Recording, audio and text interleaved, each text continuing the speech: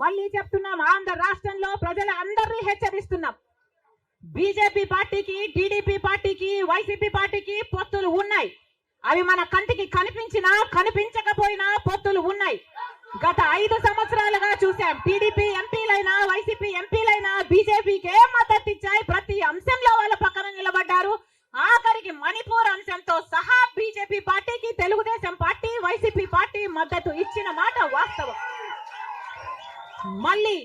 మళ్ళీ ఆంధ్ర రాష్ట్ర ప్రజలు వైసీపీకి ఓటేసినా అది బీజేపీకే పడుతుంది.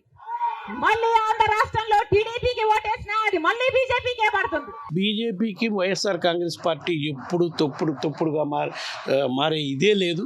మేము రాష్ట్ర ప్రయోజనాల కోసం ఏ మేరకు అవసరమైతే ఆ మేరకు కేంద్ర ప్రభుత్వంలో ఈ పార్టీ కాదు ఏ పార్టీ ఉన్నా కూడా కేంద్ర ప్రభుత్వం సఖ్యతగా ఉంటామని మా పార్టీ అధ్యక్షుడు జగన్మోహన్ రెడ్డి గారు వివిధ సందర్భాల్లో కూడా చెప్పడం జరిగింది. పార్లమెంట్లో కానివ్వండి, బయట కానివ్వండి.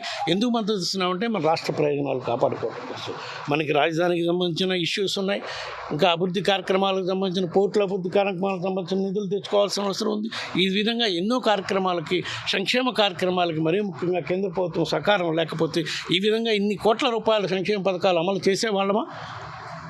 వీటి కోసమే మేము కాంప్రమైజ్ అయ్యాం కానీ పార్టీ సిద్ధాంతాల కోసం రాష్ట్ర ప్రయోజనాలను ఎక్కడా తాకట్టు పెట్టలేదు మేము కానీ, మా పార్టీ అధ్యక్షుడు కానీ, మా ప్రభుత్వం కానీ.